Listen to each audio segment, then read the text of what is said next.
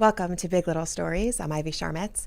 My guest today spent decades telling other people's stories and built a respected career as a journalist, editor, and newsroom leader. But the story that shaped her most deeply is her own. Stacie Sherman is a mom to a daughter with autism. She also has a son with special needs, and her personal journey led her to be an author and advocate, using her skills as a journalist to fight for understanding, inclusion, and dignity for children and adults with autism and special needs. Stacie, it is such an honor to have you here today. Thank you for having this conversation with me. I think so many people know your name from the work that you've done. You were in the newsroom at Bloomberg for 30 years.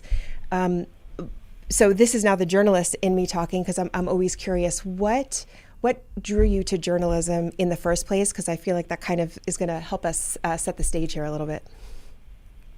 Yeah, first of all, hello, Ivy. Hi. Great to meet you in person. Yes. We've known each other a long time, but Yes. never seen each other.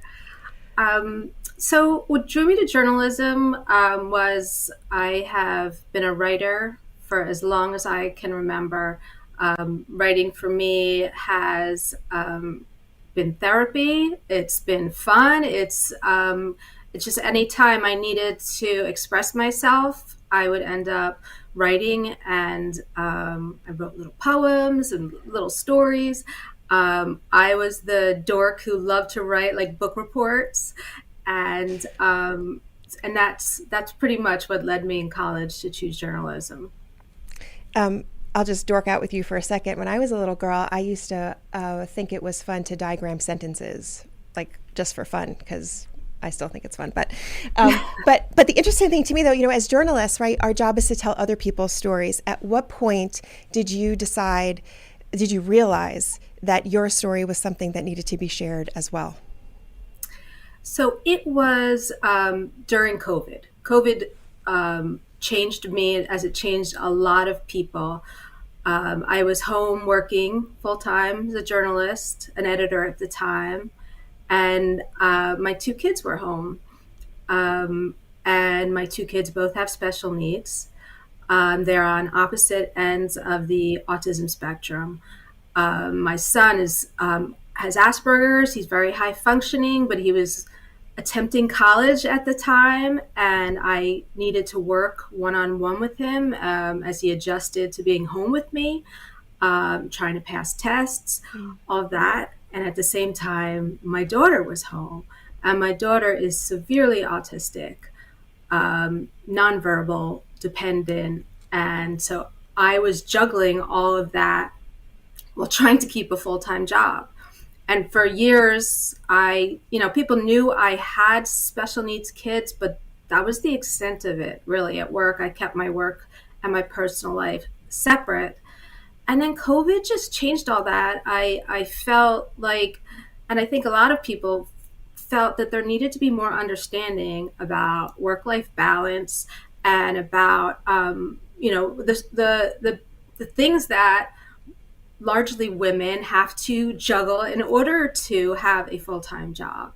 And that's when I decided that I wanted my story to be told, and I've always wanted more awareness about autism, so that's where I got to work. So you talk about the juggle. Your children, I should say, both of them are adults now. So you were working at this very high profile job, this very demanding job. Anyone who's spent any time in and around a newsroom know it's not for the weak. And you're also dealing with this at home. So how did you do I've heard people call this struggle of the juggle. What was that like for you? How did you manage to do that for all those years? Well, before COVID, after COVID, my daughter is in a wonderful program. I mean, they were in school for a lot of it, and that really helped. I had respite help, that's like care in the home after work. And I mean, pretty much after 5, I mean, I was available by phone, but I went to my second job, which was my kids, Yeah. and I focused on them. I mean, during COVID, I quite honestly don't know how I did it. Yeah. It was beyond rough. Was it a difficult decision when you decided to start sharing?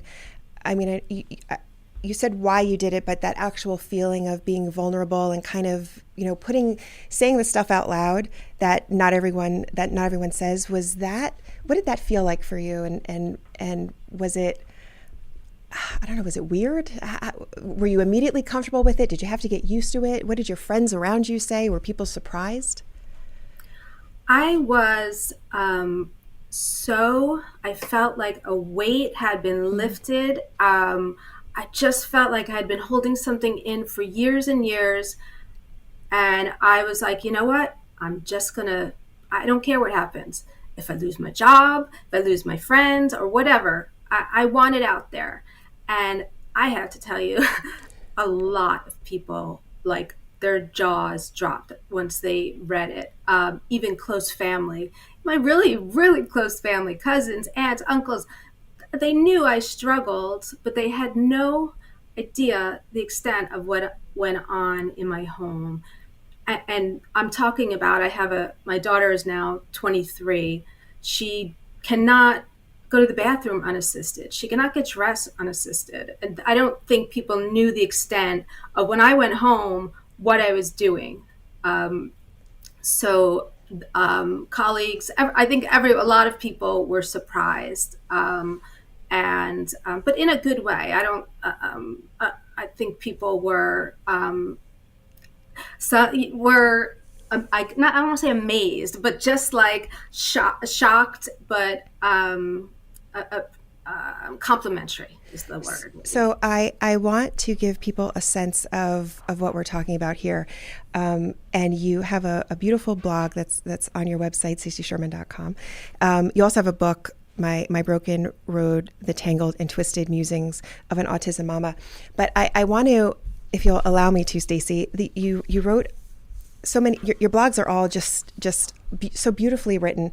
But you wrote something recently about Thanksgiving that I thought really just paints a beautiful picture. And you said, I know how difficult holidays can be. Yes, I feel that ache in my gut when I look across the room. I see all the normal cousins my daughter's age interacting with each other. Meanwhile, my kid is whimpering in a corner of the room by herself with her iPad and her 10th cup of soda. Yes, I keep misplacing my glass of wine when I have to get up continually to chase my daughter somewhere and make sure she is safe. Yes, my food is cold by the time I make my plate, and yes, I am the first to leave. Some years counting our blessings feels impossible. I know I've been there, but please trust me. It's better to count our blessings than to soak in our sadness. It's better to count our blessings than to soak in our sadness. Can you talk to me about that? Yeah, I think over the years, I have the only way I got through everything I've been through is by really trying so hard to see the positive. And it is not easy, but I I am blessed. I have two beautiful, wonderful, loving children. I have a fantastic family. I know that I could sit home and cry and get drunk and never leave the house. And there are days I've done that. But for the most part, I really, it's the only way. Life is very short. And I just really, for the most part, I try and stay positive. And I think it's a good way to go. What's the response that you get from other people in the autism community who I know look up to you and admire the way you're able to articulate what life is like? I I get thank yous. I really do. I get thank you for being our voice, right? I did this to be Brielle, my daughter's voice, but I end up being sometimes. the parents' voice, all the things that they're going on in their house that they wish people knew, but they don't talk about. I just lay it all out there, right? I just tell the truth and I lay it out there. And if you don't like it, you can tell me. And a lot of people have told me, but I think other parents appreciate that it's out there. So I mentioned the book. You mentioned your daughter. I know that the book is a collection of like diary entries, right, and blogs. There's one I read somewhere that you were particularly close to, and it's I hope you can read this someday, a birthday letter to your daughter. Can you talk to me about that? Yeah, I mean, that brings tears to my eyes, right? Like, as a parent, you never want to give up hope, right? And you never do. There's always a piece of you that hopes that it's just going to click one day, because nobody, the cause of autism is still, right, it's Right. there's all this controversy going on, so you never know. I mean, you never know, something will click. But I mean, the reality is my daughter's 23. She doesn't speak. I don't know if she ever will. I doubt she will.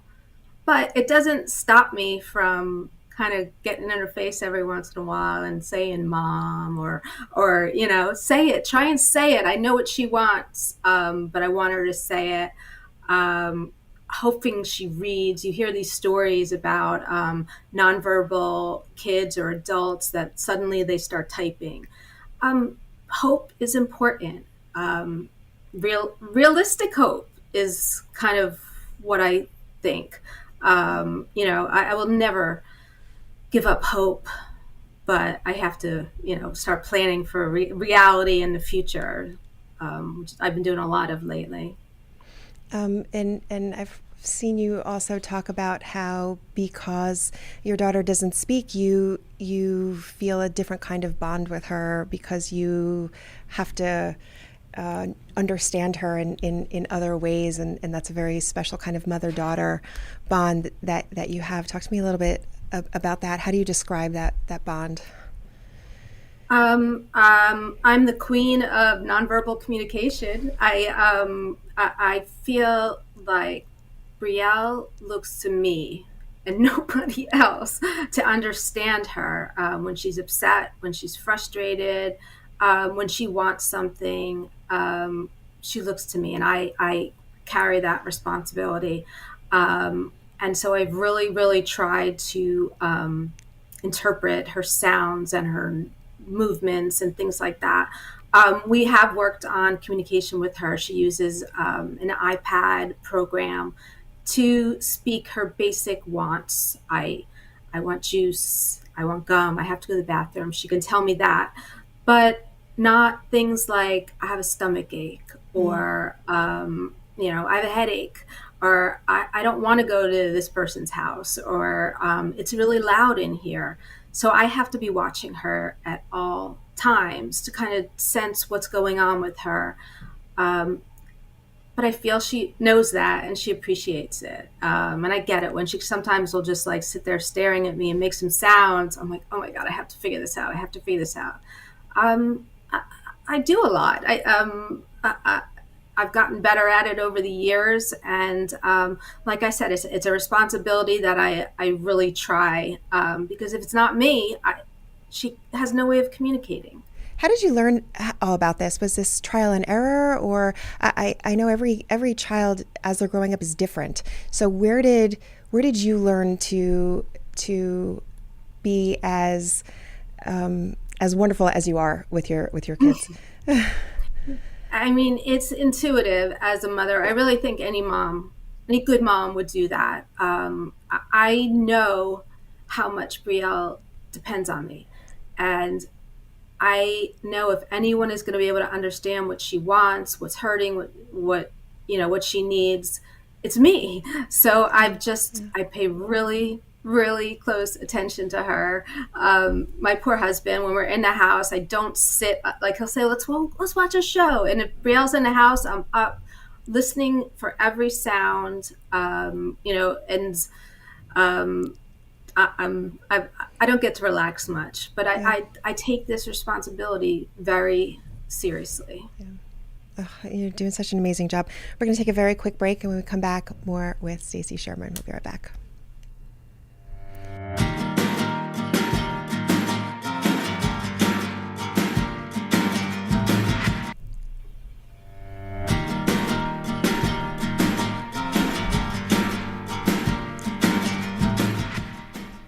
Stacie, your children are both adults now. Does that make things easier or harder? Oh, I guess day to day is easier.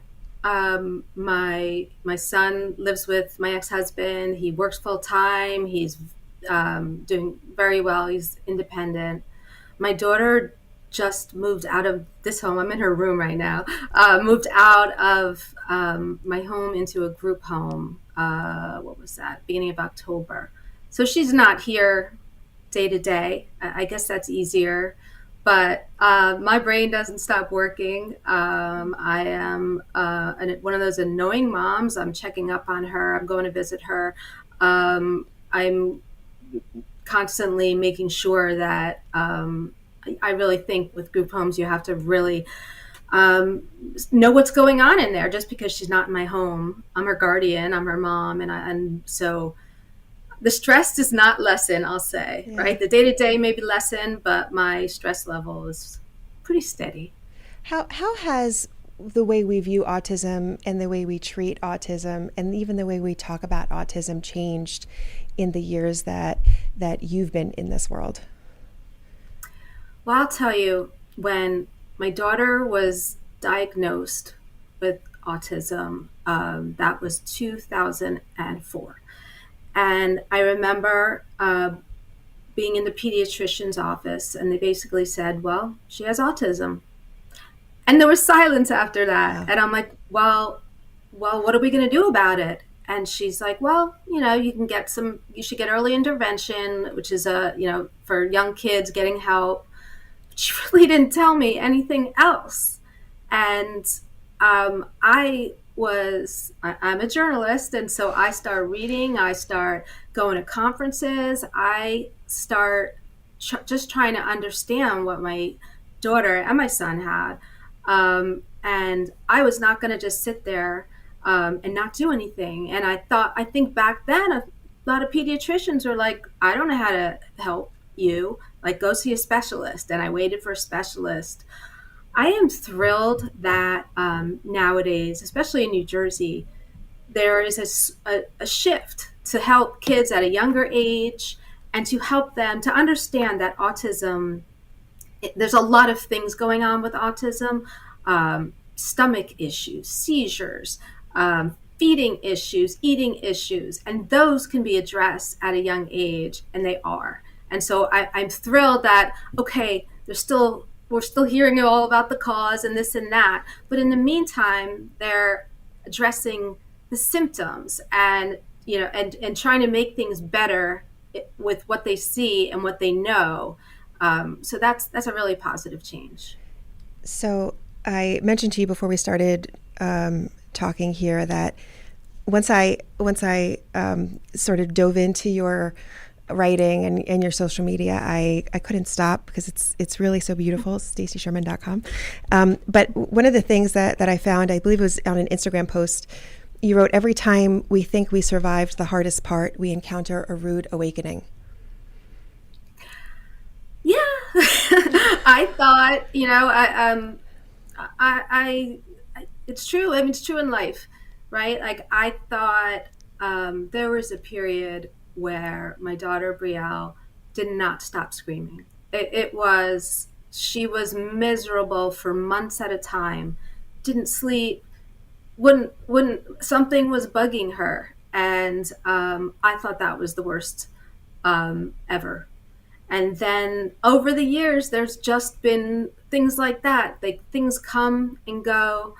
And then having my daughter move out into a group home, I think that was really, really tough. Yeah. I mean, mentally for me, letting go. And it was just probably the toughest thing I have ever been through. What do you want people to know about autism? I think autism is more prevalent than people realize. And if it doesn't get more attention and acceptance, there's going to be autistic adults in the neighborhoods and in the communities that are not getting the help they need. And the less help they get, the more frustrated they are, and the less they're understood, the less they're doing. It's not just my problem. It's a community problem I'm thrilled that people are talking about it now more. Yeah. So you mentioned you try to keep realistic hope. How do you keep realistic hope when times are tough? What gives you hope? I don't really. Hope is I see change and I see improvement and things that I never ever thought would happen. And this, right? I thought getting in a group home, I didn't think it would happen for years and years. And it's my daughter, I think, is pretty young to get into one. And there's wait lists in New Jersey, and they're heartbreaking. And I know plenty parents that are waiting to get that kind of help. But things happen, and I count my blessings, like we talked about at Thanksgiving. I see change. I see more people talking about it. I see more people smile at me now and smile at my daughter. I used to get really awful looks and stares. So there's a lot to be hopeful about. The website, I mentioned it a couple of times, is staciesherman.com. I encourage people who, whether you have a loved one with autism or not, to check out the website and the writing and the book. The book is My Broken Road, The Tangled and Twisted Musings of an Autism Mama. It is incredible, and it really speaks to the beauty of humanity, I think, as well. So, Stacie, we end every show with something we call 3 big little questions, and we do them rapid fire. Are you ready for them? Okay. All right. So the first one is, how do you get yourself out of a bad mood? Oh man, I count my blessings. Have to say it. I do. Yeah. Yeah. And what's your go-to karaoke song? It is "You Look Like You Love Me Lately." Yes. Really? New song. That's a country song where I do a duet with my husband. Yes. Oh, I love that. And what's one of your favorite spots in New Jersey? Oh my. Grounds for Sculpture Yes. is a beautiful, beautiful place. I love it there. Stacie, I can't thank you enough for taking the time. Thank you for all the work that you do, all the work that you've done for years as a journalist also, but just reminding us of the power of beautiful writing and making a difference in the world, one story at a time. So thank you so much. Thank you so much, Ivy. Of course. All right, I will talk to you soon, my friend. And that will do it for today's Big Little Stories. Be sure to check us out at Big Little Story Show on Instagram. I'm Ivy Sharmetz. I'll see you next time.